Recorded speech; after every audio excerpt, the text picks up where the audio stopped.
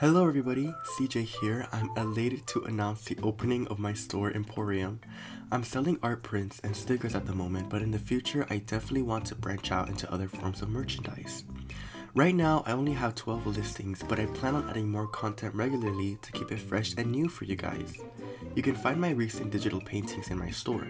Some of the products you see you may recognize from some of the videos here on my channel. There's also some paintings you haven't seen on my channel or ever before, so make sure to check it out when you can.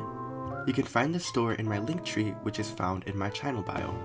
My link tree can also take you to my other social media platforms and my portfolio in case you are interested in a deeper dive of my art. I hope you all enjoy my store and the many years to come as we journey through the potential of what could be. And don't forget, you can get to my store through my link tree, which is found in my channel bio. I hope you enjoyed the video. Hello everybody, CJ here. Today I'm going to be painting a concept art piece for a project that I am currently working on. This project is called Project Exodus, which takes place within a fantasy world and focuses on inner conflict and character-driven stories. So if you're interested, consider subscribing and ringing the bell so that you will be notified when I post a new video about Project Exodus. For the story behind this painting, I want the main protagonist, whose name is Elena, to be waiting or about to start on a new journey ahead of her.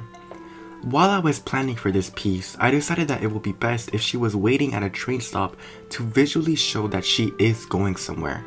Instead of showing a final destination in the distance, I thought it would be best to keep the final outcome of her stop a bit of a mystery to show that Elena doesn't really know how this journey will pan out. I also wanted the train stop to be overgrown to show how Elena is out of her comfort zone. Now that I explained the idea behind this piece, y'all are probably wondering, why is the train stop overgrown in the first place? Or more importantly, who is Elena and why is she at a train stop? Is she going somewhere? Is she running from something? Is she lost? Well, to answer the question, it's a bit of everything. After a slow-burning conflict that led to a massive debacle in her hometown, Elena was pushed out of her comfort zone and was forced to make a tough decision. After putting herself first over her own people, Elena left her hometown and searched for her place in the world. While doing so, she felt isolated and alone, which brings me to the train stop. I can simply say that it's overgrown to symbolize the loneliness that Elena feels, which is true, but I want to dig a little deeper and give this area some story and depth. Long ago, this land was a prosperous nation with green fields and luscious forests. This nation was led under a giving king and queen.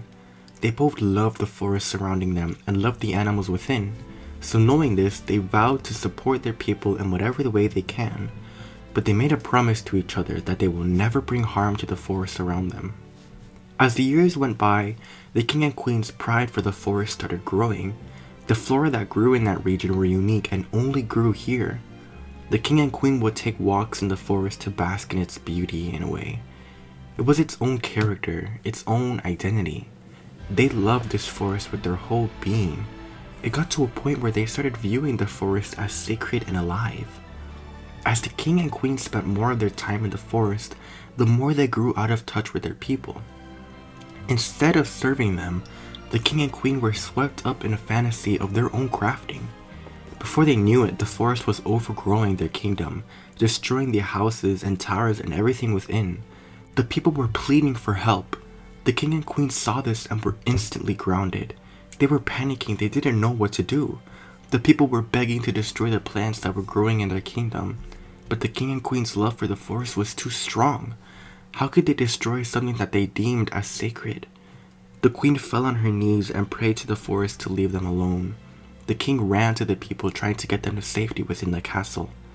As the queen was praying, a figure emerged from the forest and presented a deal. The figure told her, "Follow me and I will bring peace to your people. Follow me and I will pull the forest back. Follow me and your society will be prosperous." Without a second thought, the queen agreed. The queen accepted the figure's request, and ultimately, the queen was betrayed and deceived. The forest overtook her kingdom and the figure turned her people into spiders. The queen was distraught and argued with the figure. The figure reminded her of the deal she made and told the queen, If you follow me, I will reunite you with your people." Ever since then, the queen has been under the ruling of this figure, doing as it requests for the sake of her people. I hope you guys enjoyed that little sneak peek into the world of Project Exodus, but I just wanted to take a little break to talk about the process of painting this piece before I jump into more Exodus lore. To say it lightly, this painting really tested my patience. I wanted to experiment with scattered sunlight shining through leaves, but given it was my first time doing this type of lighting, I ran into a lot of setbacks where it just wasn't looking right. Multiple times in this piece, I had to step back and take a break so that I could come back with fresh eyes to see what it was that looked off about it.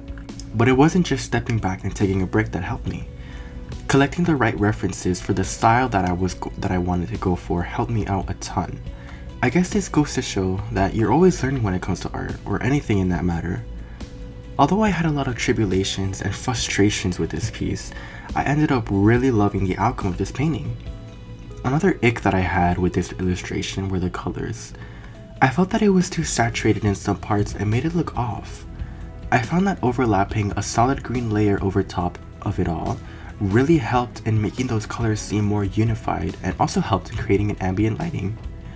Ambient lighting is something that I really want to work on in my paintings. In case you guys don't know what ambient lighting is, it's the lighting that naturally occurs in the surrounding environment.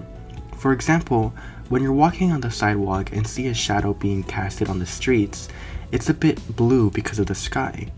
The sky being blue creates a cool ambient lighting, which in turn creates cool toned shadows.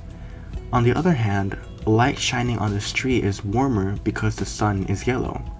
This combination creates a harmony of cool shadows and warm lighting. This can also be the case in creating depth in paintings, where cooler parts of the painting are pushed back because of the ambient lighting being cool toned, whereas warmer parts of the painting are pushed forward because of the direct lighting from the sun is warmer. Creating depth and having accurate ambient lighting is something that I really want to nail down, especially since I want to have narrative-driven illustrations as the main body of my artwork. I feel that achieving these aspects clearly would really help in making my paintings feel more immersive and make the characters in said paintings really feel like they're in the environment.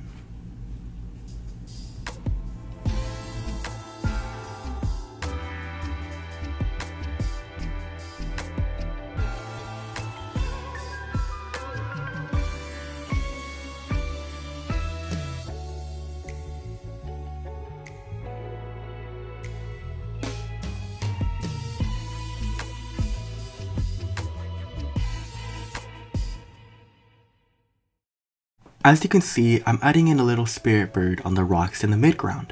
I'll get to that later, so in the meantime, let me provide some context. One of my biggest inspirations when it comes to Project Exodus is the Bible. I love it when digital media includes symbolism from the Bible, like the fallen angel trope or referencing stories like the Tower of Babel. As the world of Project Exodus gets introduced more and more, you will probably see the connections from the Bible to Project Exodus. One of the biggest connections you'll see are the angels. The hierarchy of angels in Exodus are quite similar to the ones in the Bible, but there are some that are different. Starting at the top of the hierarchy, there's the seraphim, cherubim, and primordials. The seraphim are angels of pure light force, which is the force that flows and binds all life together. They are also the throne guards of Sanctum, which is practically heaven in the world of Exodus. The cherubim guard the Garden of Eden and carry the throne of Sanctum.